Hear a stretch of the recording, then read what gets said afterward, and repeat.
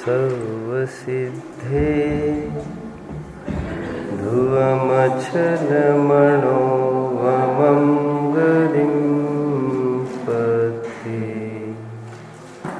ओच्छामि समयपाद मेणो सुध केवली हृदम् नमः समयसाराय स्वानुभूत्या चकासति चित्स्वभावाय भावाय सर्वभावान्तरच्छिदे अनन्तधर्मणस्तत्त्वम् पश्यन्ति प्रत्यगात्मनः अनेकान्तमयी मूर्तिर्नित्यमेव प्रकाशते।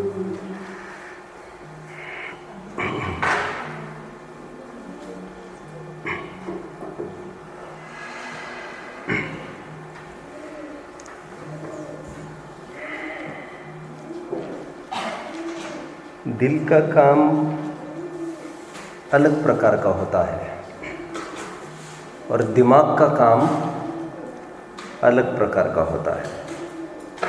भावनाएं भाना ये दिल का काम होता है।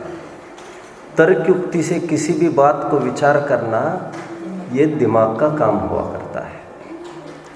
भावुकता भी दिल में ही पैदा होती है और कभी कभी बहुत संकट पैदा भी करती है। उसको दिमागी विचारधारा ही ठीक करने में सक्षम होती है। छोटा सा उदाहरण,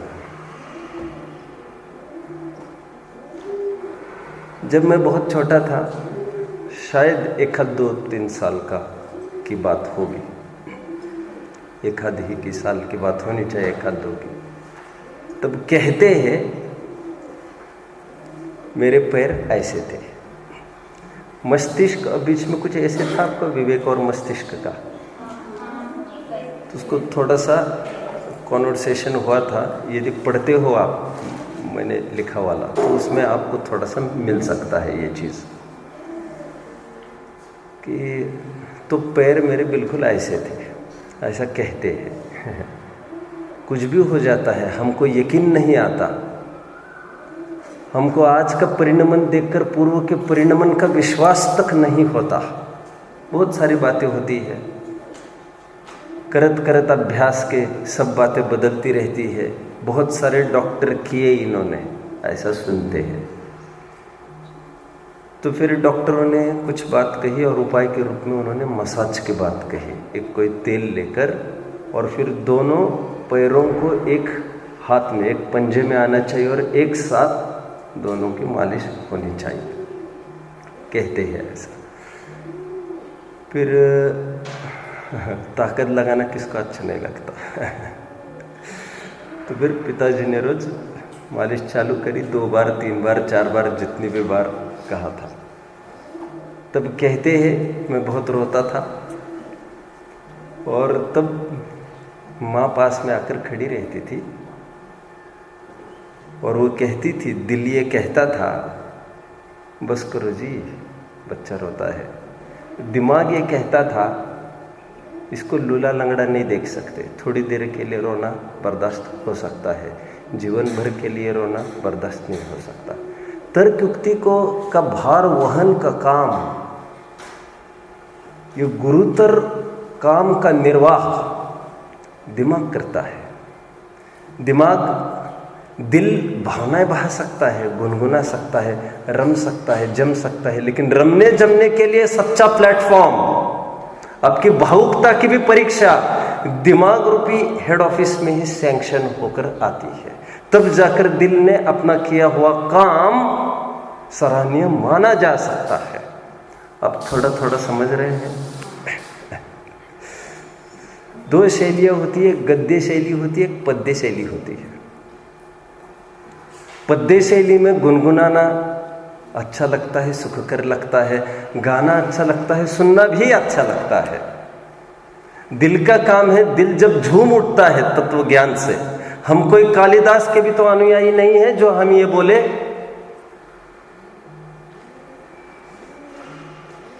जब निकला होगा गान, क्या जो भी होगा पहला कवि, आहो से निकला होगा गान, आहो से निकलकर चुपचाप आदि आदि। ओ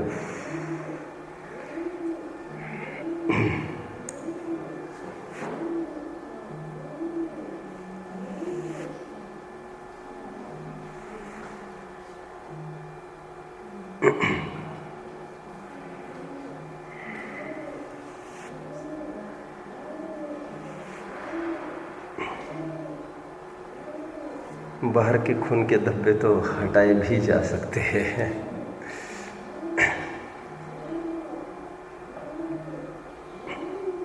जाने अनजाने में। चलो, The whole waters of Arabia would not be able to wash your hands. क्लिष्टता होगी आपको। विलियम शेक्सपियर की एक ट्रेजेडी है जिसमें राजा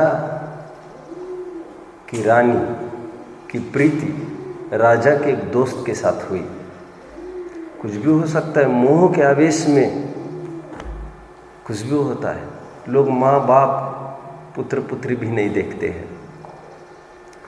दोनों ने प्लॉट किया, साथी ने और रानी ने, कि राजा को खत्म कर देंगे। प्लॉट तय हुआ और वो घटना संपन्न भी हुई। जब उन्होंने खून किया राजा का, खून करने के बाद जब हाथ धोने के लिए गए तो वहाँ से आकाशवाणी आई कि पूरे समुद्र का पानी भी तुम्हारे हाथ धो नहीं सकता। आइए प्रकरण से। एक गद्य होता है, एक पद्य होता है। पद्य होता है वो झूमना रमना जानता है, जो अभी बात कह रहा था, लेकिन तर्क युक्ति का भार वहन पद्य नहीं कर सकता, उसके लिए गद्य चाहिए। इसीलिए कुन स्वामी के ग्रंथ के बाद टीकाकार ने उचित समझा कि इस पर टीका लिखी जाए जो न्याय युक्त होना चाहिए, क्योंकि तर्क युक्तियों को बहुत सरलता से पद्यों में नहीं आती। यद्यपि समंतभद्र स्वामी ने ऐसा प्रयास, सफल प्रयास करने का प्रयास हो गया है। देखिए, उत्थानिका पढ़नी है हमको, आपको न्याय की झलक फिर मिलने वाली है। इस प्रकार हम ये सिद्ध करते हैं, सो फार जो चर्चा चलती आ रही है, जो 80, 81, 82 3 गाथाएं कल कंप्लीट की, उसमें ये बात हमने कही थी कि जीव अपने परिणामों का कर्ता हो। अज्ञान दशा में जीव परिणामों का कर्ता हो तो कदाचित हो, लेकिन पर द्रव्य का कर्ता तो ना ये है, ना पर द्रव्य इसका कर्ता हो सकता है। ऐसा परस्पर निषेध करता कर्म का दो द्रव्य में घटित करके दिखाया था। आज फिर गाथा कहनी है और गाथा कहने के बहाने आज एक उत्थानिका लिख रहे हैं। इस प्रकार यह सिद्ध हुआ। देखिए उत्थानिका, इसलिए यह सिद्ध हुआ कि जीव को अपने ही परिणामों के साथ कर्ता कर्म भाव और भोक्ता भोग्य भाव है, ऐसा अब कहते हैं। ततः स्थितम एतत् जीवस्य स्वपरिणामे। अब देख रहे होंगे, इति सिद्धम की टोन में बात कर रहे हैं। इस प्रकार सिद्ध हुआ। अब जानते हैं प्रतिज्ञा वाक्य के 5 अंग होते, पंचांग रूप होता है। 5 अंग कौन कौन से है? प्रतिज्ञा, हेतु, उदाहरण, उपनय, निगमन। और ये रूल होता है, यह पर्वत अग्नि वाला है, एक प्रतिज्ञा, धुआं वाला होने से हेतु, जैसे रसोई घर, उदाहरण। देयरफॉर प्रूव्ड कि इस पर्वत पर उपनय, दोहराना। किसको दोहराना?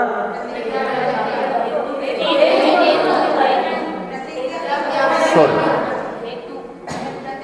यह उपनय दोहराना साधन को, राइट। इसलिए यह सिद्ध हुआ यहां पर धुआं होने से यहां पर अग्नि ही है हेतु को दोहराना, राइट। और निगमन कहकर जो साध्य है हमारा उसको फिर से दोहराया जाता है।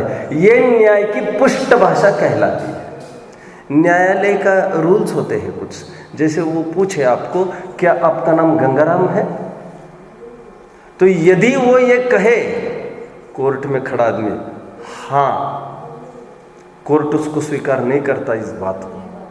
कोर्ट की भाषा चुस्त होना चाहिए, जी हाँ मेरा नाम गंगाराम है, पूरी बात बोलना चाहिए उसको, बचने का कोई अवसर नहीं होता। चुस्त भाषा होती है। उपनय और निगमन यही काम करते, फिर से अगेन दोहराते उस बात को पुनः यहाँ पर दोहराया जा रहा है। जीव अपने ही भावों का करता है, बोला जा रहा है। खास तौर पर यहाँ पर भाव मतलब रागादि भाव कर्म की बात चल रही है। एक बात गौर कर रहे होंगे आप, पर द्रव्य के नाम पर कर्म को ही लिया जा रहा है। अभी बीवी बच्चे और नौकर्म की बात आपको 10 गाथाओं में से एक आध गाथा में मिलेगी। ये तो पर द्रव्य के करने न करने के जब बात करते हैं तो पर द्रव्य मीन्स इनके दिमाग में द्रव्य कर्म ही है, पर द्रव्य की तो ये बात ही नहीं करते। लेकिन कहीं कर्णानियोग ने आकर यहां तक आपको लाया था कि परद्रव्य कुछ नहीं करते, हमारा ही कर्म, हमारा सब कुछ है। वहां से इसने ऑपरेशन चालू किया है। आप समझ रहे होंगे गांधी जी की भाषा में बोलो, जहां पर सभी दर्शन आकर खत्म होते हैं वहां पर जैन दर्शन प्रारंभ होता है। ठीक उसी प्रकार जहां पर सब आकर पूर्ण होते वहां पर कर्णानियोग प्रारंभ हुआ था, और कर्णानियोग जहां पर आकर समाप्त होता है अध्यात्म वहां से चालू होता है। उसकी धारा ही ये कहने की है कर्म कुछ नहीं करता।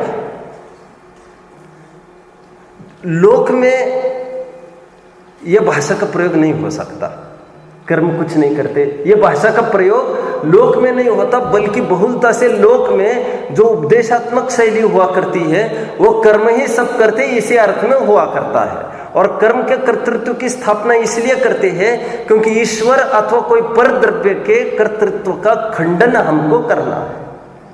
देखें ना एक छंद देखो, सुख से दुख से न कोपि दाता, बोलिए परो, नहीं जानते आप लोग छंद को।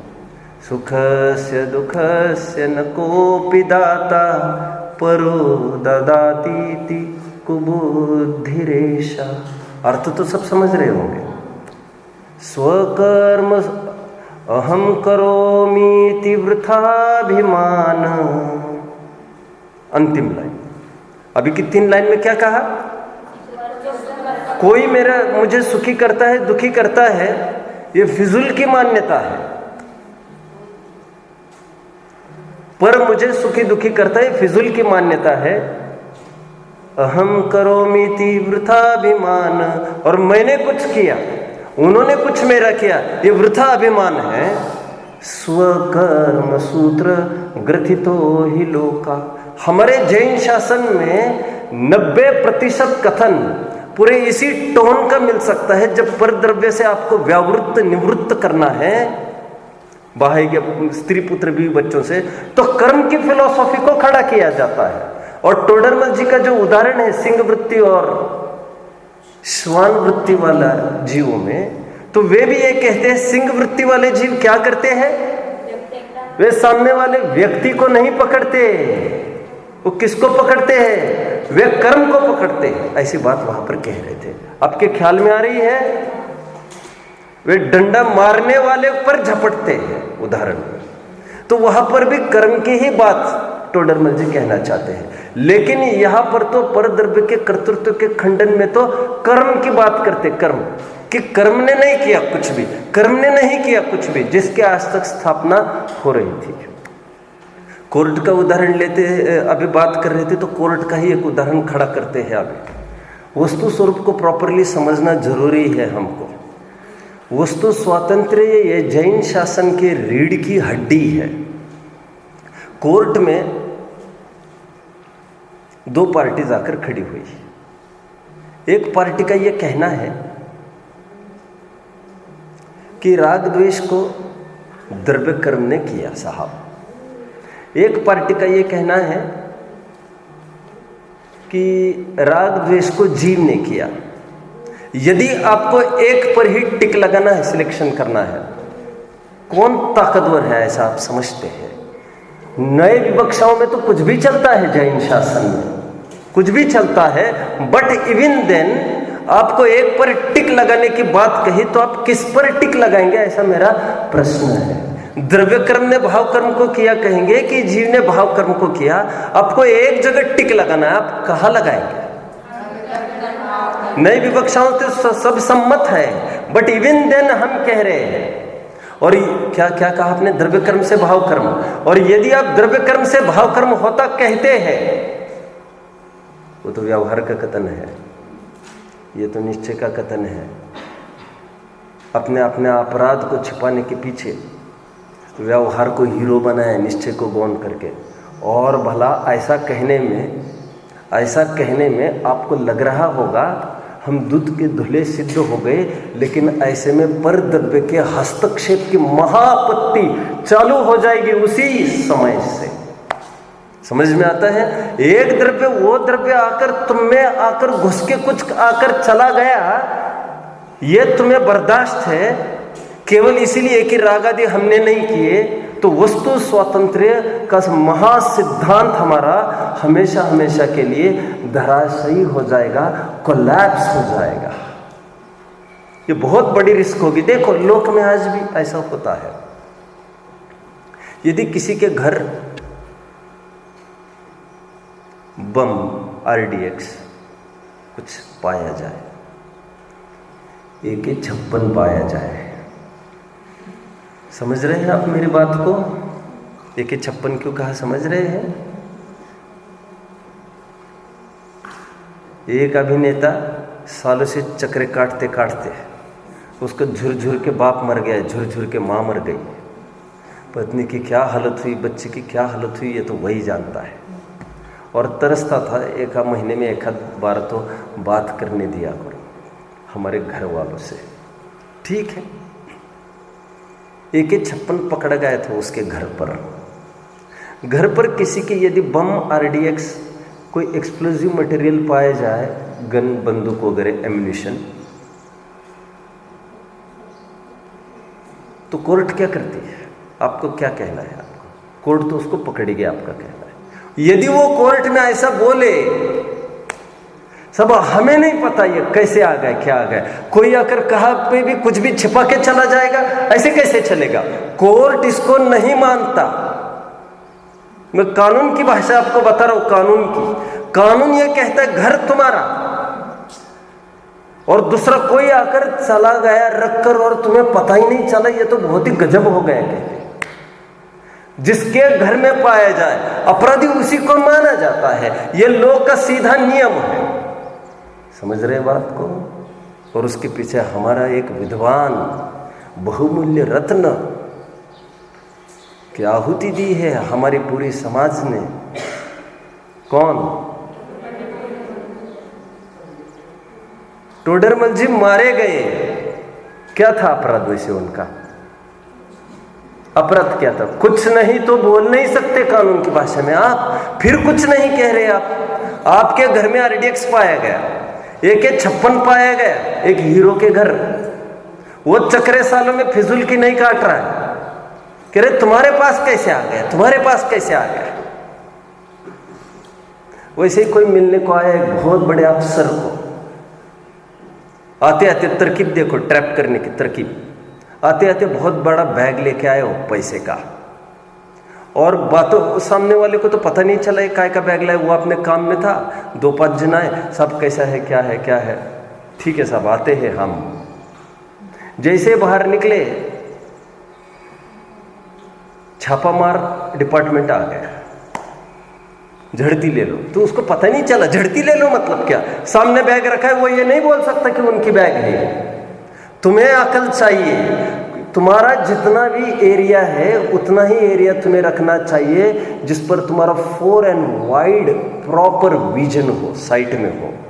उतना घर तुमको नहीं रखना चाहिए। फिर सब नौकर नहीं आते, फिर अभी हमने तो नौकरों के भरोसे तुमको घर खड़ा करना ही नहीं चाहिए था। तुमको उतना ही घर करना चाहिए जिसको तुम्हारे दिमाग में ये हो, इतना झाड़ू, इतना पोछा, ये जाले आदि कुछ नहीं हो, झाड़ू पोछा आदि ये सब मैं मेरे हाथों से कर सकूंगा, यही दिमाग में रखकर किया जाता है। नौकरों को दिमाग में रखकर कुछ नहीं किया जाता। बाद में फिर अपने को दिमाग में रखकर जो किया है, बाद में भले ही नौकर लगा लो, पराश्रित कुछ भी नहीं हुआ करता। घर इतना ही बड़ा आपको रखना चाहिए जिस पर आपको एक एक कॉर्नर पर वॉच हो, कोई आकर कुछ रख कर तो नहीं चला गया। और कि थोड़ी देर हम रुकते तो वैसे ही बस्ट हो जाता, तो प्रकृति ही तुमको सजा दे देती। तुम्हारा काम है। ऐसे रेलवे वगैरह में अभी कितना सावधान किया जा रहा है, कोई आते हैं वहां पर रखकर चले जाते हैं, वैसे ही आप खत्म हो जाओ। आपका ध्यान चाहिए, यह आपकी जिम्मेदारी है। हमारे एक विद्वान जिनकी मैं बात कर रहा था, टोडरमल जी को एक पहला षड्यंत्र हो चुका था उनको मरवाने का, और वो षड्यंत्र नाकाम हो गया था, आप सब जानते हैं। पहली बार राजा के दरबार में उनको बुलाया गया और कहा, हम सुनते हैं आप लोगों ने, आपने परमत का बहुत खंडन किया है, बहुत ऐसा किया है। नहीं साहब, जो है सो मैंने किया है। नहीं, लेकिन जो तुम्हारा ग्रंथ लाओ, और डिबेट तो तुम्हारे सामने रोज होते ही है स्वमत परमत के, तो अभी क्यों आपको मिर्च लगे? नहीं, हमने ये सुना है जैसे तुमने खंडन किया है वैसे कुछ बात उनके ग्रंथ में आई ही नहीं है।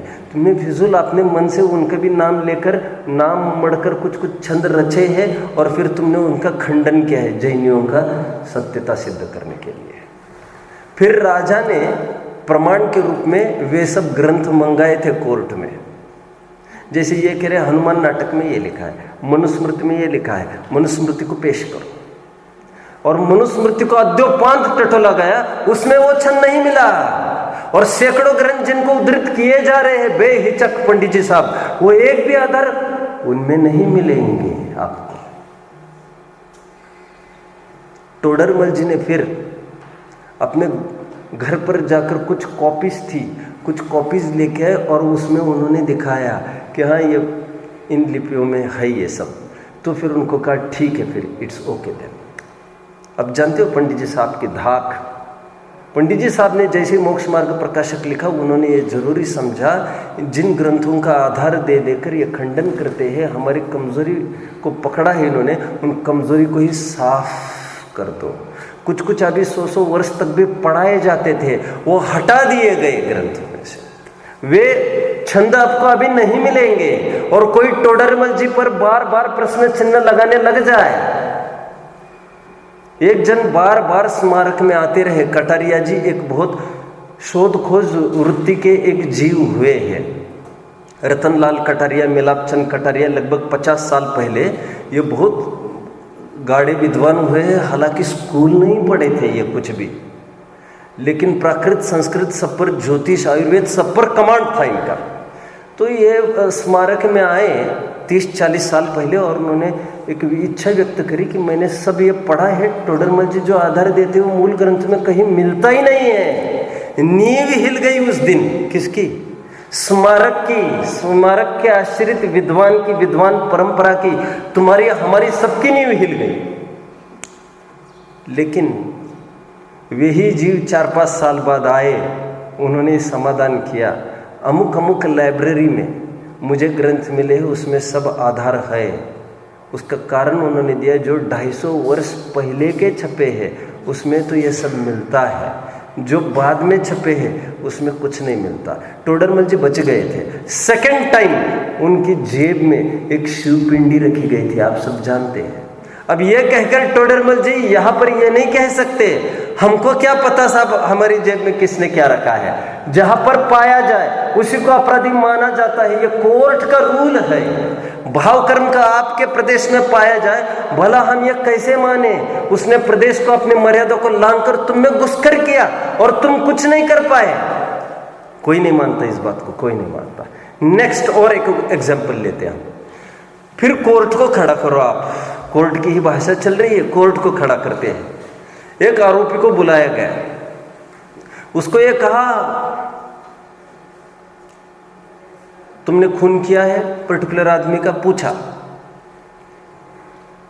और सुनो तुम झूठ नहीं बोल सकते, रंगे हाथ पकड़े गए, दीज आर द फोटोग्राफ्स, ये सब तुम्हारे रिपोर्ट्स है।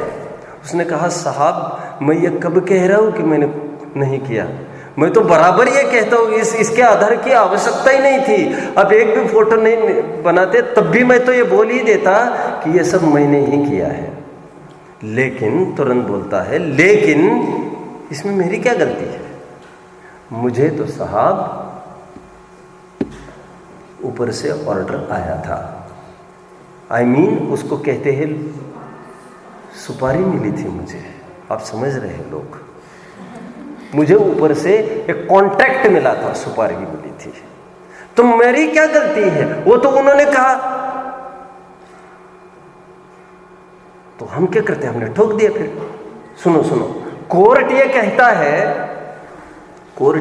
है उनका नाम देकर तुम बरी हो सकते हो, ऐसा कोई कानून, कोई कोर्ट नहीं है हमारे पास। हाँ, एक काम हो सकता है, आज से दूसरी फाइल भी ओपन हो सकती है, ब्यूरो को बुलाकर फटाफट उसकी खोज में भेज देते जिसकी सुपारी है, दूसरी केस खड़ी हो सकती है, ये केस खारिज नहीं हो सकती उसकी दलील देकर। एक, फिर वो ये कहने लग जाए यदि, लेकिन मैं क्या करता साहब, यदि मैं नहीं उड़ाता उनको, हालांकि मेरी गरीबी तो है ही, उन्होंने 10-20 लाख मुझे दे दिए, और फिर पैसे की भी बात नहीं है, उन्होंने साथ में धमकी भी ये दी थी यदि तुम नहीं उड़ाओगे तो हम तुमको उड़ाएंगे। तब कोर्ट क्या डिसीजन लेता है, आपका क्या ख्याल है इसमें? क्या कोई कोर्ट बना है, कानून बना है इस दुनिया में जो ये कहे ठीक है तुम्हारे मरने की नौबत थी, तुमने मार दिया तो फिर चलेगा? ऐसा कोई कोर्ट नहीं कहता।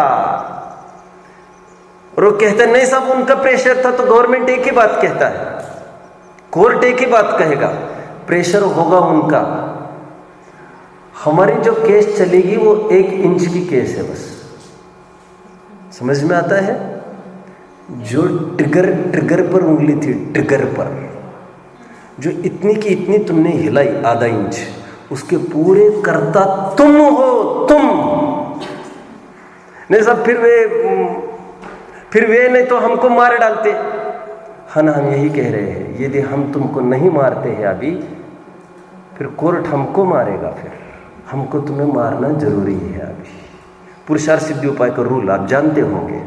यदि कोई तर्क ये करे शेर को मारना जरूरी है, क्योंकि यदि शेर के मारने से 10 आदमी बचते हैं, यदि उसको मारना न्याय है, तो आचार्य देव ने एक नया कंसेप्ट खड़ा किया, बोलो फिर सबसे पहले तुम्हें शुद्ध करना चाहिए, क्योंकि यदि हम मारते हैं तो दिन के 10 शेर बच सकते हैं। कानून इसकी इजाजत नहीं देता किसी को बचाने के पीछे, और उसके लिए बहुत लाइसेंस चाहिए। डिफेंस के लिए यदि कुछ करना हो आपको तो इसके लिए कोई विधि विधान नहीं है। डिफेंस समझ में आया? जब आप पर अटैक हुआ, आपको प्रॉपर लाइसेंस है और ऐसा कुछ हुआ तो कोर्ट विचार करती है। यह धमकी वमकी की बात कोर्ट इसको बिल्कुल मायने नहीं रखती, कोर्ट के दिमाग में सिद्धांत कौन बताएगा? यदि कोर्ट में कोई अपराधी ये कहे, जीव क्या कहे, सब हम क्या करें, वो द्रव्य कर्म का जोर था, माथे पर बैठकर उसने हमसे बोलो भाव कर्म कराया, तो ऐसा कोर्ट पैदा नहीं हुआ है अभी। क्यों कहकर कर्म की तुम दुहाई देकर तुम्हें हम तुम्हारी रिहाई कर सकते हैं, किसी की दुहाई देकर तुम्हारी रिहाई होगी, ऐसा कोई कोर्ट बना ही नहीं है। एक बात हो सकती है, चलने योग्य हो तो उस पर अलग सा मुकदमा चलाया जाएगा, उसकी भी तहकीकात होगी, लेकिन बेचारे पर क्या मुकदमा चलेगा, वो तुम्हारी ही किया हुआ उपजा है।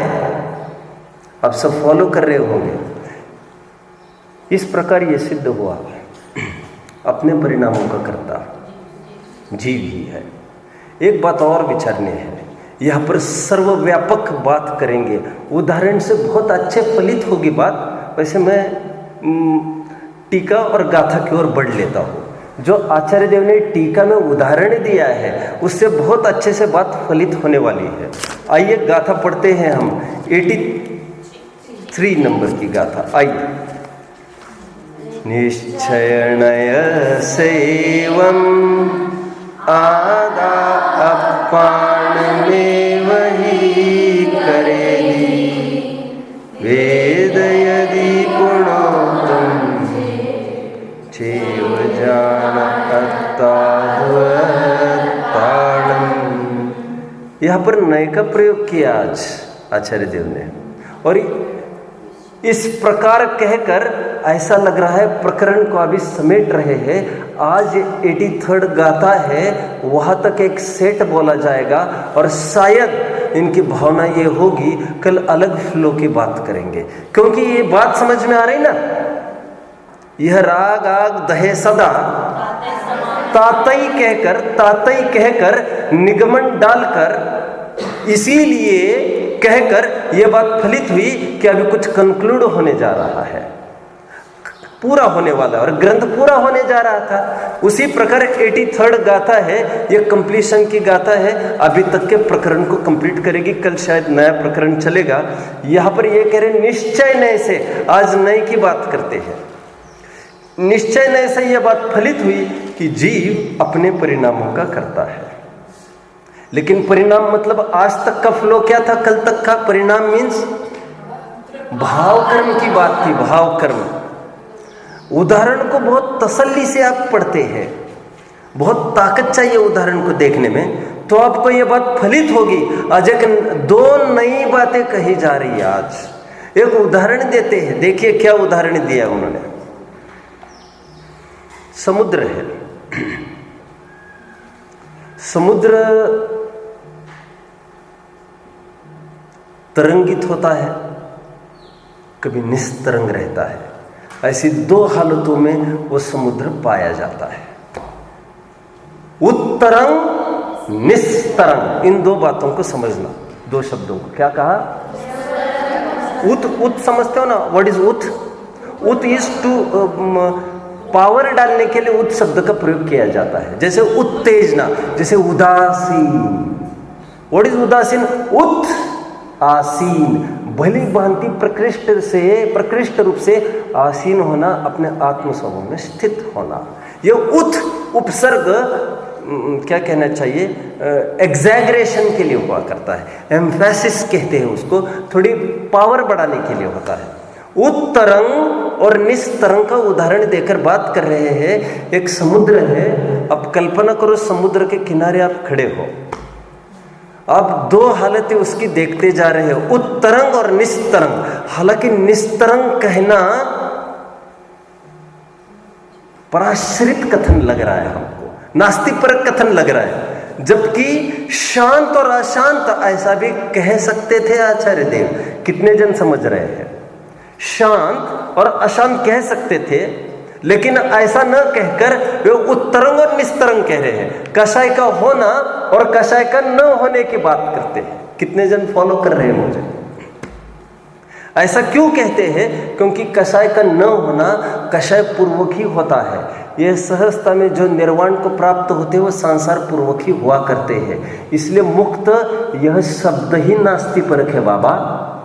यदि आश्रव बंद होता नहीं तो संवर निर्जर मोक्ष तत्व की जरूरत, उसकी विद्यमानता ही नहीं होती। फिर ये तो संवर निर्जर मोक्ष आए ही निगेटिव परक कथन करते हैं। आश्रव का रुक जाना, बंदे कर्मों का एक देश झड़ना, पूर्ण झड़ना, क्योंकि संवर निर्जर मोक्ष ये आश्रव बंद पूर्वक होते। देर पर दो प्रकार की हालतें समुद्र में हम देख रहे हैं, उत्तरंग और निस्तरंग।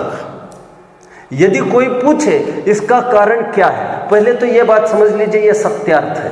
क्या कहा? एक उदाहरण ऐसा आया था पीछे, नियत के बोल में चल रहा था, ज्वार भाटे का उदाहरण किसी को ख्याल में आ रहा है? 14वीं गाथा की टीका। और उसके समय एक प्रकार से देखो तो कुछ भी घटबड़ उसमें नहीं हुआ है। अभी प्रकरण पे आइए, उत्तरंग और निस्तरंग दोनों हालतें सत्यार्थ है, ये पहले स्वीकार करो। यदि ज्वार और भाटा ज्वार means what do you call, चढ़ना, और भाटा मीन्स गिरना। यदि ज्वार और भाटा सर्वथा असत्य अर्थ होता, हाँ, तो करोड़ों अरबों का जो बिजनेस किया जाता है वो ज्वार भाटे को ही तो देखकर किया जाता है। नहीं समझे?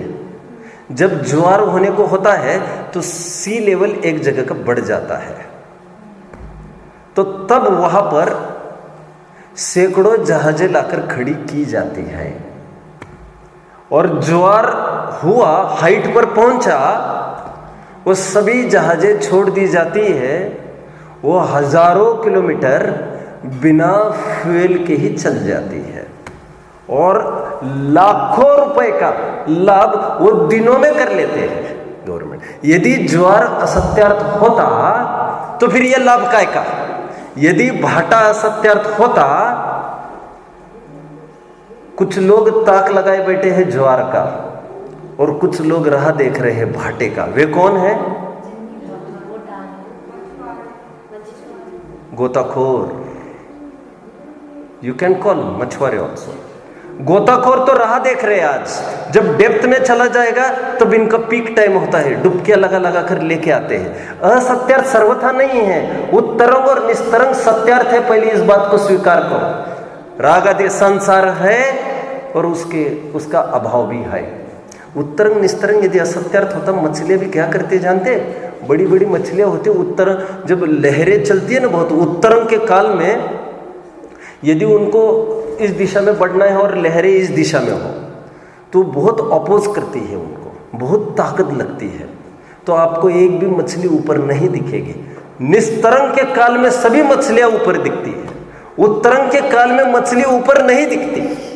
यदि उसी फ्लो में बहना हो तब तो फिर दिख जाए, एकदम नीचे चली जाती है। नीचे में दो लाभ होते हैं उसको, एक तो नो डिस्टर्बेंस, स्विफ्टली मूवमेंट होता है, और सेकंड जो गर्मी के कारण हीट बढ़ती है पानी की, वो भी उसको नहीं मिलती फिर, इसलिए नीचे ही रहते हैं वे। उत्तरंग निस्तरंग ये सत्यार्थ है। एक वैसे मैं आपको पूछूं, वैज्ञानिकों को पूछो या हवा किसी को भी पूछो, उत्तरंग निस्तरंग क्यों हुआ है? हवा के कारण कहेंगे। एक कॉमन हवा होने के कारण प्लस हवा न होने के कारण इज इक्वल टू हवा के कारण। कितने जन समझ रहे हैं? समझे?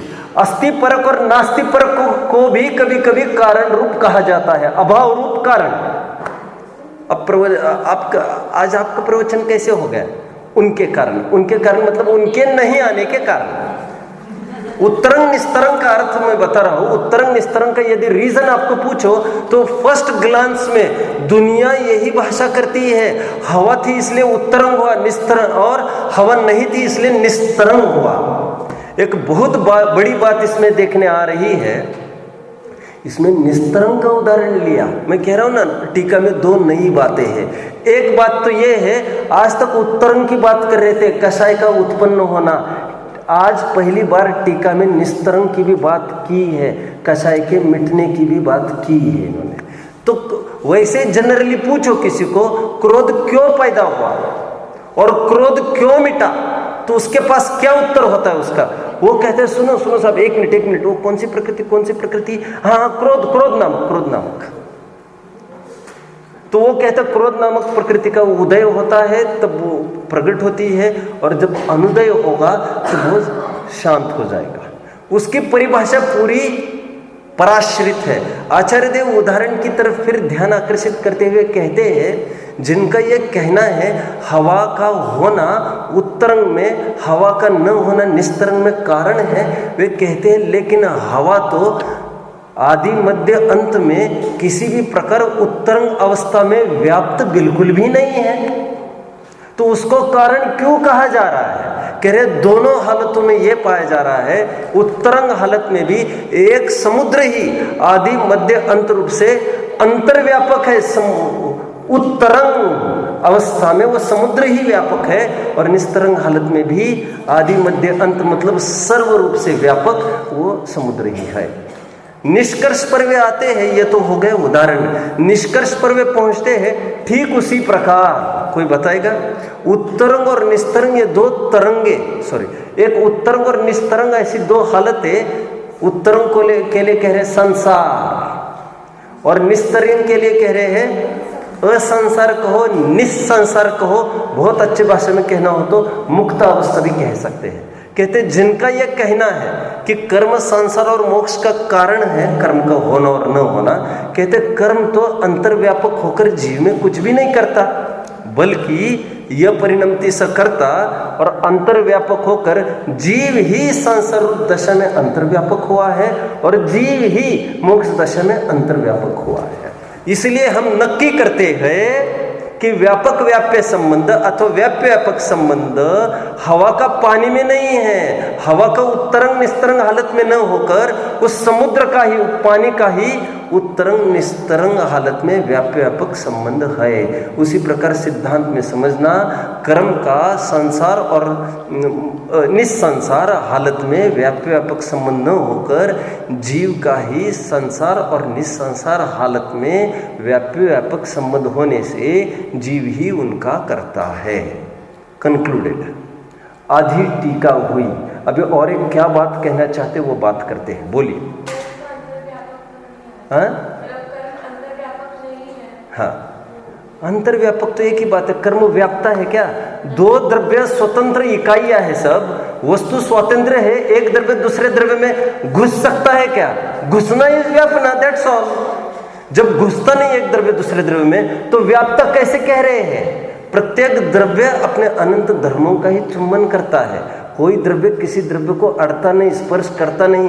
तीसरी गाथा की टीका में हमने देखा, वही यहाँ पर कहा जा रहा है कि जिस प्रकार हवा समुद्र में व्याप्त नहीं है, मतलब घुसती नहीं है, स्पर्श नहीं करती है।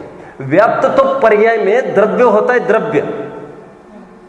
व्यापना मतलब घुसना, टच करना। जैसे हवा तो टच करती है निमित्त है वो, निमित्त ये कह रहे हैं। चलो सिद्धांत में क्या कहेंगे आप? उदाहरण में तो दोनों स्पर्श रस गंध वर्ण वाले हैं, उदाहरण में कैसे बताएंगे फिर आप? सिद्धांत में कैसे बताएंगे? सिद्धांत में तो एक रूपी है, एक अरूपी है। फिर कर्म ने आत्मा में घुसकर थोड़ी कुछ किया है, वो अंतर्व्याप्त नहीं है उसमें। समझ में आया? और यदि ये बात सिद्ध हो जाए एक द्रव्य दूसरे द्रव्य में घुसा है, फिर तो सब कोलैप्स ही हो जाएगा सिस्टम, और ऐसा है भी नहीं। हमारे यहाँ दो गुण बताए हैं, बताइए। सामान्य गुण बोलिए। अगुरु लघुत्व और प्रदेशवत। अगुरु लघुत्व क्या करता है, कोई बताएगा? ये परिभाषा तो आपने पढ़ी है अगुरु लघुत्व गुण की। क्या परिभाषा? जिसके कारण एक गुण दूसरे गुण रूप नहीं होता, एक द्रव्य दूसरे द्रव्य रूप नहीं होता, अपने पने रहते हैं। अगुरु लघुत्व की एक नई परिभाषा में बता रहा हूं अभी। नई मतलब है तो ग्रंथों में, और उसका समन्वय बैठता है इसके साथ। अगुरु लघुत्व शक्ति का क्या अर्थ है, कोई बताएगा? अगुरु लघुत्व शक्ति का क्या अर्थ है? 17वीं शक्ति अगुरु लघुत्व। अगुरु लघुत्व 4 है जिनागम में, आप जानते हैं। कितने? 4। बताओ कौन कौन से 4 है, बोलिए आराम से। अगुरु लघुत्व 4 बताओ आप। 4 अगुरु लघुत्व कौन कौन से हैं? 4 अगुरु लघुत्व कौन कौन से हैं जिनागम में? 4 अगुरु लघुत्व कौन से हैं जिनवानी में? इजी है, बहुत इजी है। 3 पता है, 2 तो मैंने वैसे ही बता दिए हैं। आप क्या करोगे? एक तो सिद्धों का अगुरु लघुत्व, जो गोत्र कर्म के अभाव में प्रकट होता है। एक नाम कर्म की 93 प्रकृति में से एक अगुरु लघुत्व, जिसके कारण कपास के भांति हल्का होता नहीं और कि उड़कर चला जाए, और इतना भारी होता नहीं जिसके कारण स्वयं का स्वयं को ही उठाए नहीं जा सके। राइट? 1 किलो का बच्चा हो उड़ के नहीं जा सकता, एक्सेप्शनल केसेस छोड़ो। और 2-4 किलो का भी टिन हो, वो उड़कर जा सकता है। सामान्य बात कह रहा हूं, आगे बढ़ना है। 2 अगुरु लघु बचे हैं, उसकी बात कर रहा हूं मैं। एक तो 5वां सामान्य गुण है, एक तो 17वीं शक्ति है। दोनों में क्या अंतर है, कोई बताओ?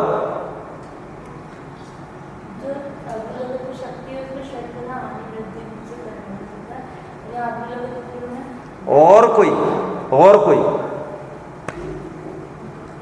कोई?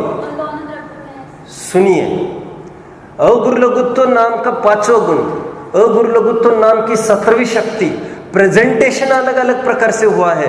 ये दोनों एक ही चीज है, इन दोनों में स्वरूपगत कुछ भी अंतर नहीं है। क्योंकि अगुरु लघुत्व षडगुण हानि वृद्धि की जो आपने बात कही, तो मेरा प्रश्न है अगुरु लघुत्व गुण जो होता है उसमें नहीं होती क्या षडगुण, मतलब उसको वो निमित्त नहीं है क्या षडगुण हानि वृद्धि का। और प्रवचन सार की 93-94 की गाथा की टीका में स्वभाव अर्थ पर्याय के रूप में अगुरु लघुत्व गुण कहा और उसका नेचर षडगुण हानि वृद्धि वाला कहा। ऐसा नहीं है शक्ति में गुरु वो षडगुण हानि वृद्धि से संबंधित है और ये नहीं है, दोनों एक ही है और दोनों षडगुण हानि वृद्धि से संबंधित है। अच्छा, दोनों काम क्या करते हैं, कोई बताएगा?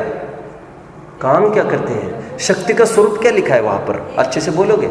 षडगुण हानि वृद्धि के कारण स्वरूप वस्तु अपने स्वरूप में प्रतिष्ठित रहती है। क्या कहा? देखिए, खोलकर देखिए 17वीं शक्ति, जल्दी आइए 17वीं शक्ति, जल्दी देखिए। पेज मेरा तो यहाँ पर, अच्छा आपका पेज तो अलग होगा, मेरे इसमें तो पेज 671 है। देखिए क्या कहते हैं यहाँ पर, 660 है कहते हैं, मेरे इसमें 671 है। अब देखिए जल्दी 17वीं शक्ति में पढ़ता हूँ, यहाँ लिखा है षड स्थान पतित वृद्धि हानि परिणत स्वरूप प्रतिष्ठत्व कारण विशिष्ट गुणात्मिका अगुरु लघुत्व शक्ति। और एक बात समझ लो, शक्ति है व्यापक शब्द है, गुण को भी हम शक्ति कह सकते हैं। जो ज्ञात्री शक्ति इन्होंने कही है, ज्ञान शक्ति, सुख शक्ति, वीर्य शक्ति, दृश्य शक्ति, ये क्या है सब? ये गुण रूप है ये सब। तो ये दोनों एक ही चीज है। यहाँ पर इंपॉर्टेंट वर्ड डाल दिया इन्होंने, जिसके कारण वस्तु अपने स्वरूप में प्रतिष्ठित रहती, मीन्स वो लांघती नहीं अपनी मर्यादा को। अगुरु लघुत्व ने ये कहा कि बाय सेल्फ नष्ट होती नहीं। प्रदेशवत्व ने यह कहा दूसरा कोई आकर बिगाड़ नहीं सकता। कितने जन फॉलो करने मेरी बात को? अगुरु लघुत्व प्रदेशत्व को एक नए रूप से मैं प्रेजेंट कर रहा हूं, जो जिनवानी में इसका उल्लेख है। दूध 2 कारणों से फटता है। क्या कहा? दूध 2 कारणों से श्रेयांश फटता है। एक तो कारण यह है कि बाहर से आकर कोई कुछ चीज डाल दे, दूसरा और कोई कारण हो सकता है। बाय सेल्फ उसमें कुछ ऐसा होने लग जाए, गर्मी वर्मी के कारण कुछ ऐसे जीवाणु, तो बाय सेल्फ भी फटता है। वस्तु के नाश के 2 विकल्प हो सकते हैं, बाय सेल्फ खत्म हो जाए या दूसरा कोई आकर। बहुत होता है ना, जैसे मशीन्स में भी बहुत होता है, बाय सेल्फ हो जाता है और कोई इम्प्रॉपर यूज से होता है। यहां पर यह कहना चाहते हैं प्रत्येक द्रव्य अविनाशी जो अपने अस्तित्व गुण में पड़ा, खरेखर अस्तित्व वस्तुत्व को मैं डीपली समझाऊंगा ना, आपको 6 सामान्य गुण का तो फर्क ही नहीं समझ में आएगा, मुश्किल पड़ जाएगी बहुत। वस्तुत्व है ना, वस्तुत्व उसका मतलब जानते हैं आप? जिसके कारण वस्तु पदार्थ का वास होता है एक जगह। वसतिका, बसदी, वस्तुत्व उससे बना है वो शब्द, आपको पढ़ना चाहिए। जैन सिद्धांत प्रवेशिका पर आधारित जिनेंद्र वर्णी जी की प्रश्नोत्तरी आपको मिलेगी नहीं वैसे वो मेरे पास। वैसे पूछना चाहिए। बहुत बेहतरीन पुस्तक है ये, इतनी जबरदस्त है, बियॉन्ड इमेजिनेशन की सब बातें उसमें आपको मिलेगी। लॉजिकल बहुत थिंकर थे जिनेंद्र वर्णी जी। ये कहाँ मिलेगी इसके लिए बहुत जनों ने पूछा, लेकिन मुश्किल है, अभी नई छपाई तो देखने में नहीं आती, फिर से पूछना चाहिए। जैन सिद्धांत प्रवेशिका जो गोपाल दास जी ने लिखी है, उसको आधार बनाकर उन्होंने अवान्तर खूब लॉजिकल क्वेश्चंस बनाए हैं। उसमें ये सब अर्थ दिए हैं जो मैं आपको बता रहा हूं अभी। यत्र तत्र सब बिखरे हैं ये सब प्रकरण, इनको सबका कलेक्शन हमको करना चाहिए। खैर, मैं तो ये कह रहा था अगुरु लघुत्व और प्रदेशत्व। प्रदेशत्व का काम थोड़ी कोई इतना थोड़ी है, कोई ना कोई आकार देता है, इतना कहकर हम पीछे हट गए। आकार वाकार की ही बात नहीं है उसमें। प्रदेशत्व मतलब एक वज्र किला है, उसमें कोई दूसरा आकर बिगाड़ सकता है, प्रवेश करता है, ऐसा नहीं होता। और प्रत्येक द्रव्य का अपना अपना एक प्रदेशत्व गुण है, उसमें कोई किसी में अड़ता वगैरह कुछ भी नहीं है। और यदि ऐसा होता तो स्कंद के बाद होने के बाद परमाणु अपनी एंटिटी, स्वाधीन सत्ता कैसे बरकरार रखते? फिर तो सब आफत खड़ी हो जाती। समझ में आया? अगुरु लघुत्व गुण ये कहता है कि बाय सेल्फ नष्ट होता नहीं द्रव्य। प्रदेशत्व ये कहता है बाहर का कोई आकर नाश करता नहीं। आपको अस्तित्व भी वैसा ही लगेगा, वस्तुत्व भी वैसा ही लगेगा, जैसे 47 ने रात के वैसे दिख रहे हैं। मैं क्या करूं? अगुरु लघुत्व शक्ति 17वीं, अगुरु लघुत्व गुण 5वां, ये दोनों एक है। षडगुण हानि वृद्धि एक ही काम करती है। स्वरूप अपनी मर्यादा को नहीं लांघती, वस्तु अपने स्वरूप ही बनी रहती है। That's all. कोई द्रव्य अन्य द्रव्य रूप नहीं होता अगुरु लघुत्व के कारण, षडगुण हानि वृद्धि के कारण। ऐसे उसमें मेंटेनेंस होता रहता है। आगे बढ़ना है मुझे। एक प्रश्न पूछता हूं, अभी बोलिए।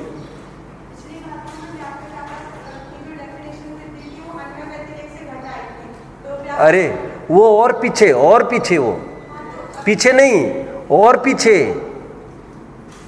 कल मैंने इस पर काफी स्ट्रेस किया, कितने जन को याद है वे मुझे बताएंगे।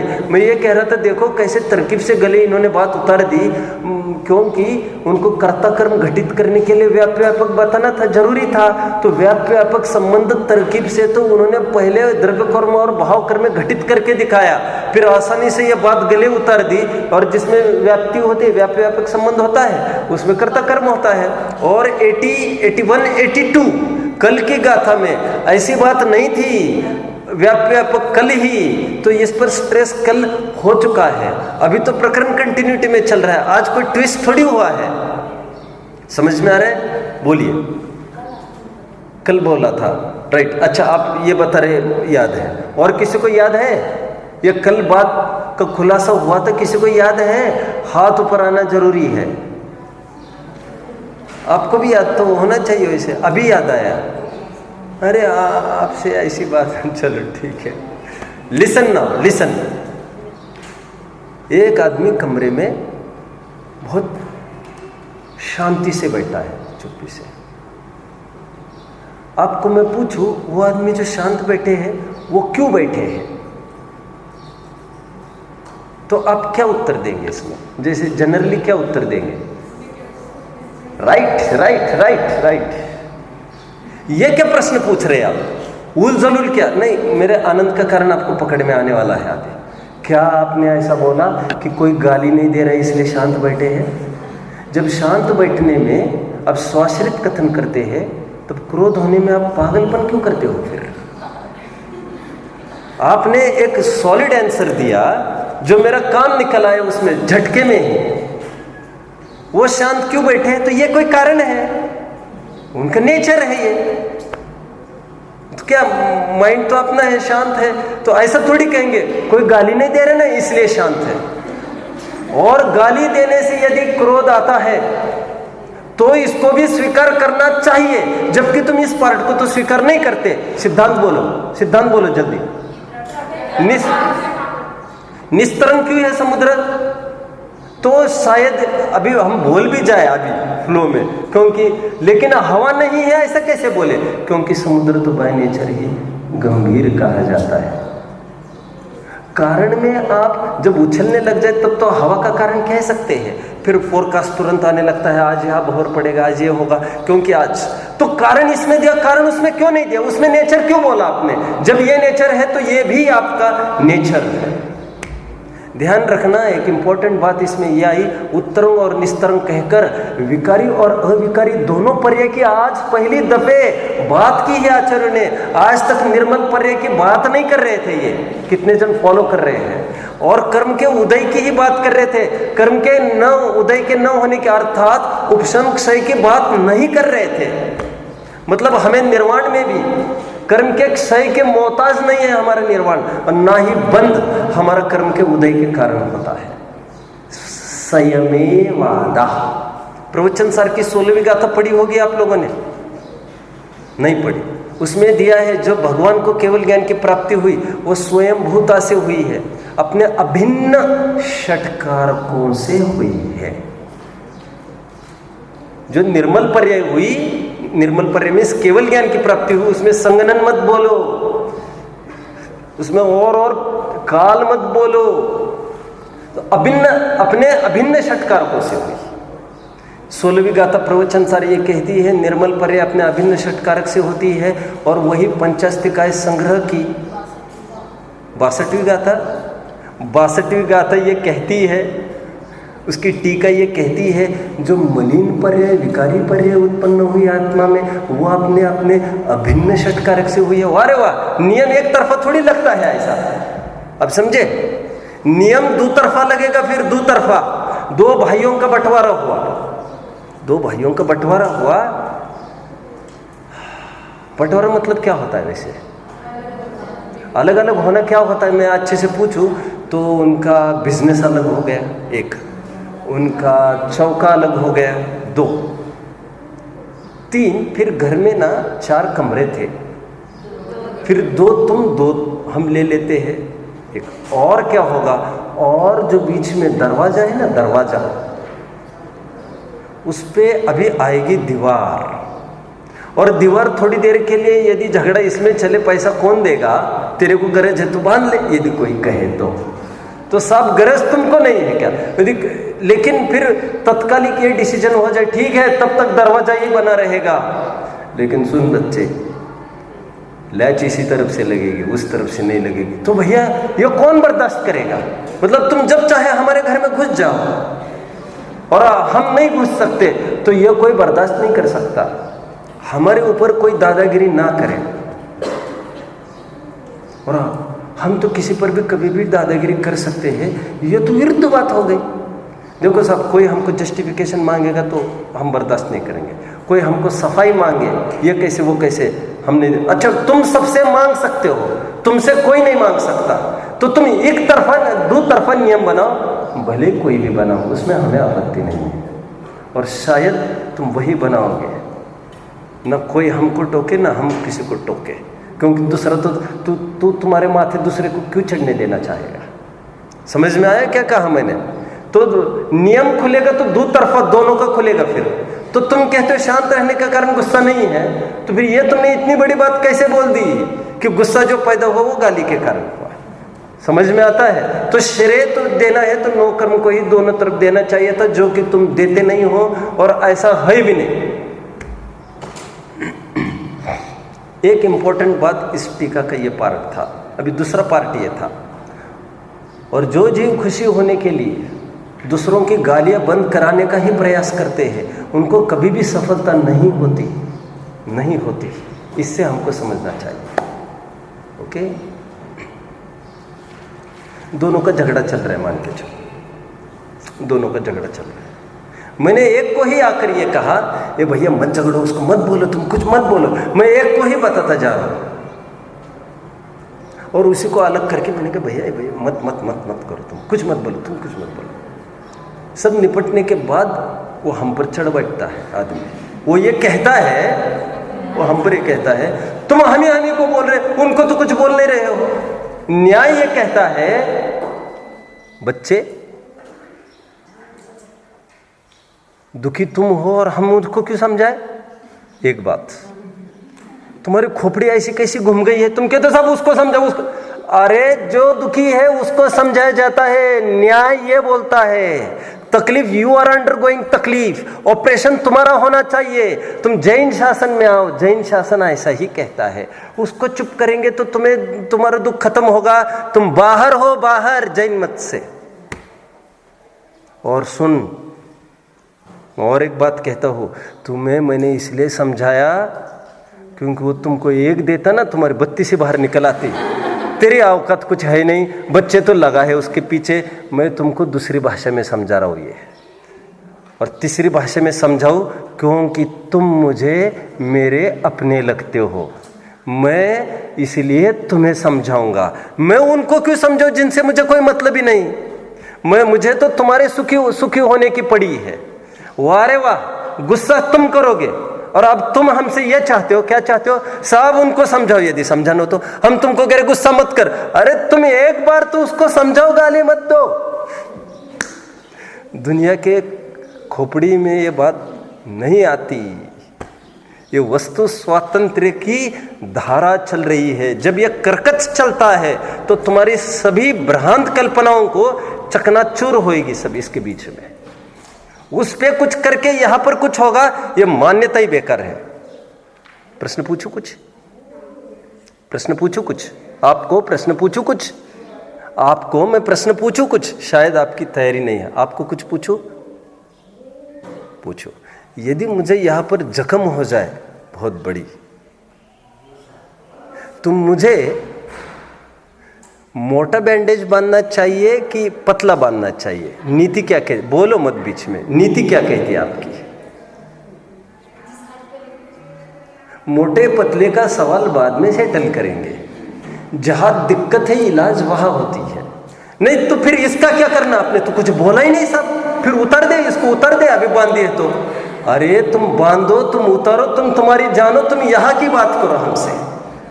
ठीक है बांधे, ठीक है फिर नहीं बांधे, ठीक है फिर उतारे, तुम उसके बात क्यों करते हो? हाँ हमारे सामने तकलीफ, तुम you are undergoing pain, you are undergoing grief, agony.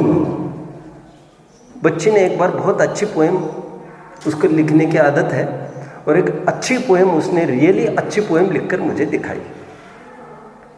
English में थी वो पोएम, और टोन कुछ ऐसी थी उस पोएम की कि कोशिश करने वाले की कभी हार नहीं होती। पूरे उसमें जोर की बात, पुरुषार्थ की बात आदि आदि। जैसा मैं चाहूं वैसा मैं करके दिखाऊं, ऐसे ऐसे से टोन की बात थी उसमें। मैंने 2 लाइन्स उसमें फिर बढ़ा दी। मैंने कहा poem is very nice, but अभी उसको क्राउन, मुकुट पहनावा। अच्छा क्या? फिर अंतिम 2 लाइन लिखाई, but let our wishes be within our limits. हमारी चाह के अनुसार हम सब करके दिखाएंगे। ये जो टोन थी, ये तो पुरुषार्थ परक होने पर भी अभी अच्छी उसको मुकुट पहनाओ, लेकिन हम इसका ध्यान रखें कि हमारी इच्छाएं मर्यादा में ही हो। Because grief and agony comes to those who encroach their limits. कुछ समझ में आ रहा है? लेकिन इतना जरूर ध्यान रखें, चाह के अनुसार सब करके दिखाएंगे। कोशिश करने वाले की हार नहीं होती, लेकिन कोशिश करने वाला दिमाग में बहुत अच्छे से बात लगा ले कि कोशिश अपनी मर्यादा में ही करनी चाहिए, क्योंकि नाजायज अतिक्रमण के दुख उन्हीं को होता है जो नाजायज अतिक्रमण करने की अनधिकृत चेष्टा करते हैं, जिसको वे कोशिश कहते हैं। और ऐसी कोशिश एक आदमी ने की थी थोड़े टाइम पहले।